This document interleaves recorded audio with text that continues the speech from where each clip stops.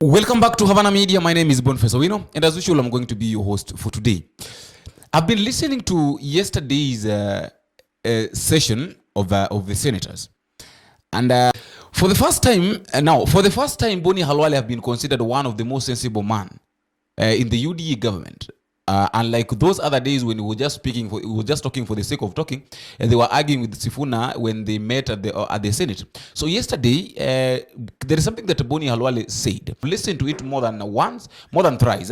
I've listened to those words more than thrice when he was talking about this issue of first ladies. I think that part is the one that have really drawn my attention. That why is it that the first lady, the second lady, and the wife of the cabinet secretary has got offices? What is the purpose of these offices? So that is what I want us to discuss. But before that, I would like to give you a chance to go to the subscription area. You click the subscribe button. If you've been for the first time, you can also tell me where you're watching us from. If you're within the country, it is good to tell me which area are you watching us from. And if you're outside the country, it is also good to tell me which country are you watching us from. And thanks for those who have been giving us your support, because without your support, this channel cannot grow and it cannot reach where it has reached. Listen to this. The issue of First Lady is actually foreign to our Constitution. As if it's not enough, we had not only have the office of the First Lady, wife of the President, gobbling millions of shillings, we also have another one for the office of the wife of the Deputy President, another one for the office of the wife of the Prime Cabinet Secretary, another one for the office of the governors.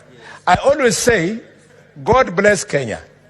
If I had that ambition, then if I were to ascend to one of these offices that people think they should have those wives as first ladies, you would check my family. Who will be my wife? Who will be the first lady? Will be my first wife, my second wife, my third? Which one?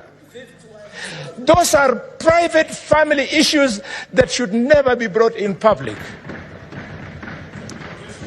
I am a student of Michael Kijana Wamalwa. I am a student of George Welime Captain. I never saw Wamalwa's wife or George Welime's Captain's wife address any function, not in Luyaland, not in their constituencies, nowhere else. Their purpose was to make sure that visitors have eaten.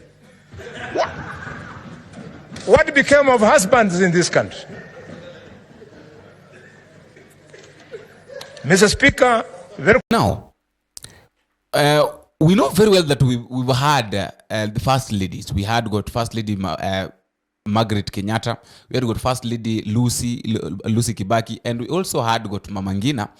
All these first ladies, in as much as maybe we can say that maybe they had offices in which we are not even sure whether they had, in case, let's say that if they had offices, there was no money that was being looted into their accounts, into their offices, like the way it's being done here. And they used to work. Like, let's say, for example, the former first lady, that is Margaret Kenyatta. Margaret Kenyatta was having this, had a foundation. And in fact, she even started this Beyond Zero campaign, whereby she was fighting for the rights of women. She did a lot of things, and yet there was that huge amount of money that was being taken into her office. And in fact, even the office was not even known. Let us now take a look at what is happening with the first lady right now, Rachel. If we ask ourselves that what is the work of these offices, or what is the function of this office, because we know very well that giving Rachel office, it means that it will also force you to give Rigathi Gachagwa's wife office. It will also force you to give Musalia Mudavadi's wife office, and it will also force you, if things are not okay, maybe if people are not keen, it will also force Moses Gakuda Wetangula, that is Papa Roma, also to be given an office, the wife to be given an office. So what is the side effect of this? The side effect of this is that there will be money, yes, but this money will be taken to these offices for doing nothing. It means that the work that is the money that is supposed to be taken to the counties is taken to these, or is reduced and being taken to these offices, the offices that does not even help the whole country. I want us to ask ourselves this question. Not in a bad way, but I just want us to ask ourselves, what is the purpose or what is the work of women reps in our counties? What is the work of women reps in our counties? You can also answer me, what is the work of women rep in your own county? Because let us take a look at this. If we had all these people, we have got women rep in our county, and then let us assume that maybe we also have men reps in our counties. So all the women in the county, all the men in the county, we have got the MPs, we have got the MCAs, and we know very well that our constituency, maybe you can find that maybe it has got more than 7 wards, it has got more than 4, 5, 6 wards. So all these wards are being led by people, and these people are under one person. We have got the MP has got 6 MCAs. The same county has got senator. The same county has got governor. The same county has got women rep. What is the work of these women rep? In the first, it is not in a bad way though, but I'm just asking, what is normally the function of the women rep in our counties? What do they normally do? Do they call women for the gathering and maybe they discuss issues that are affecting women, or what is their work? And then now Rachel here, and then now we have got the first lady also having an office, and the office, what she does in this office is to organize prayer sessions. Today we are praying for the country, for the rain. Tomorrow we are organizing prayers. We have got pastors that are coming to the State House to pray, simply because we have a president who is prayerful. So that is now where the money is going to. People are asking themselves that where is the money going to? Of these trillions of money that have been borrowed, now we are being told that we have got debt to pay. So we wonder where. Okay, if we really want, if the president or the government really wants people to pay debt, it is good to show that okay, we borrowed money, and the money that we borrowed, this is what it has done. If you cannot show us what you've done with what we, let's say for example, it's just like someone gives you, maybe you've gone to borrow something like 1,000 from somebody, and you've told this guy that I want to go and buy a cloth, or maybe let's just say for example, you've told this guy that I want to go and buy a cloth, and maybe I only need 1,000 from you. This guy will give you 1,000. The expectation of this person, even though he will not follow you up and down, but what you expect is that you've gone and bought the clothes that you wanted. So if you go and do your other things instead of buying the clothes, if you are supposed to refund the money, you will refund the money, but now you'll refund the money without doing what you're supposed to do with the money. Just like you'll feel pain returning the money that you borrowed for a specific purpose, but now you did the other thing instead of what you're supposed to do. So that is what is happening right now. We are crying, we are suffering, and that is why the tax is being increased so that the president can get more money to refund back, because the money that he borrowed, he did other things that he was not supposed to do. So having the office of the first lady does not even help. And these offices. And another thing, I also had Charlene Ruto talking. And Charlene Ruto is like she has been organizing her own cocoon, her own Gen Zs, to say that she understands what the Kenyans are suffering. There are many ways to engage with young people. This is something I've been doing for over the past 2 years in my own ways and formats, and the government is putting together the multi-sectoral forum to formalize that. But each one of us can engage with young people. The Ministry of Youth, for example, already engages with young people. I throw a question back to you. Why aren't we already acknowledging those who are working with the young people, the various organizations, platforms such as the county associations? They've been working in the back end. Yes. And now is when things are coming to the front, that there are various people who've been pushing for young people. So this is not something new, and it's not a current phenomenon, but it's something that has already been happening. What we are saying as young people is we won't allow anybody to use our name to misalign us and to put us away from the right support that we need. Because for us to flourish as young people, we need support of the private sector, the public sector, the government, and that is why we have to stand behind our current government. Thank you. I've been listening. There is a clip that I met online. And one thing I would advise, or one thing I would say, is that Charlene talking right now is like trying to prove something that she's not supposed to prove, because right now what we have, we are in that temperature, we are in at that moment whereby politics is on a high temperature. Everybody's cute, everybody's angry with William Ruto. So anybody that is associated with William Ruto, that is maybe is coming from his house, or anybody that is associated with Ruto and coming out publicly to speak on behalf of, is like now defending William Ruto, will be on a bad situation. This is serious, very serious. Nimekuja hapa nikaona mtoto wa Ruto anatuongelesha. Wewe msichana, don't address us. Please, acha kutuongelesha. Enda uongeleshe babako.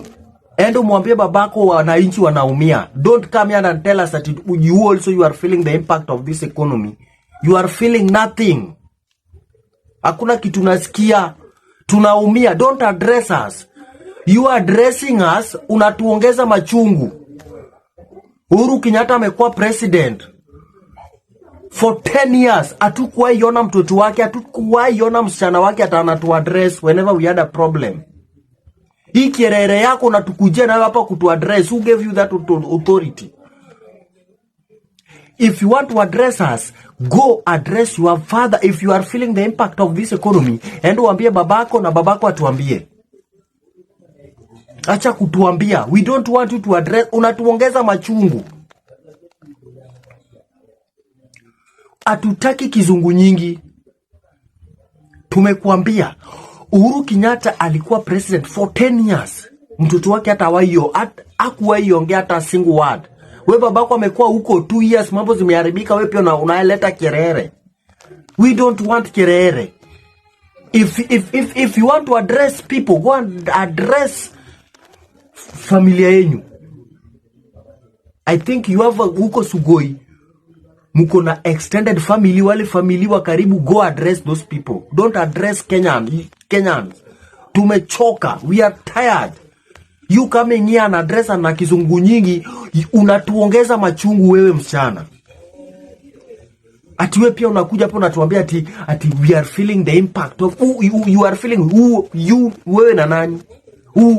You and who? Acha hapa kutubeba maufala hapa. We don't want you to address us. Keep shut. Enda msikie vizuri huko State House. Enda usikie vizuri huko Sugoi. Acha kutuongeza machungu hapa. Ati wewe pia unakuja tunatuambia ati as who? Enda uambie babako watu wanaumia na babako atuambie venye amepanga. Unatuongelesha kama nani by the way? We have seen daughters of presidents. Hata watoto wa Obama walikuwa president kula hawakuwahi ongea. Wewe ni nani hapa Kenya ukierere mingi? Kierere mingi, left right kierere. I have told you, nimekuambia, don't address us. You are not the president, neither. Watu wanaumia alafu nakuja hapa kutuambia ati wewe pia unaumia. Unaumia kitu gani? Acha kutupima akili. So one thing I would say is that Shalini should just keep quiet. Let her just keep silent for quite some time pass. And then maybe after that is when she can come back and talk about maybe her organization that is maybe she's doing to employ younger men or maybe to involve young men. But for now, it is quite advisable that she just shut up. Let her just keep quiet because what she says is not even worth it. You telling us that you understand what Kenyans are going through, yet you are the child of the president who the people of the country are against is like a mockery. So one thing I would advise Shalini is just to keep quiet. I was asking, having all these offices does not help. What is the purpose of the office of Rigathi Gachagwa's wife? Question. Okay, let us assume that the first lady has an office and her office is used to maybe to organize for prayers. She's a pastor, yes. Let us say that she's a pastor and she's a wife of also a pastor, a man of God who loves God. So her office is used to organize prayer sessions and all that. What is the purpose of the house of the office of Rigathi Gachagwa's wife? The other day we saw how much money was being used to open the office of the wife of Musalia Mudavadi. What is the purpose of that office, or what is the work of that office in this country? How does all these three offices help our country? Does it help our country by taking away the money that should be used maybe for other projects? Because you can't say that almost half $1 trillion is being spent in an office that is not even helping anybody. It's not even helping anybody. So what my thought is just like is just that maybe what I think is that all these offices are supposed to be closed. If Rachel Ruto wants to help people, let her use the money that maybe comes from the husband, or maybe let them use their money that they've saved, their savings to help people. But them telling us that they have an office, the office of the wife of the first lady is being given a lot of money, and I'm very happy that William Ruto talked about it, and he said by himself that all these offices will not be there from this month. So you see, it means that without the pressure that the Gen Zs had pushed, without the pressure of the Gen Zs, these offices could have been there, and they could have maybe continued working. The money could have been taken there. How do you? What is the purpose of employing over 150 people in your office doing nothing? 120, 100 people doing nothing in your office, drinking tea. It's not bad. It's not bad to have an office. But now the question is, what are they doing in your office? That is just my thought. I would also like to listen to a thought at the comment section. But a reminder, if you're meeting for the first time, please don't forget to click the subscribe button. You can also like and drop me a comment and tell me where you're watching us from and how these videos are reaching you. Until we meet again, I've been your host, Boniface. Bye bye.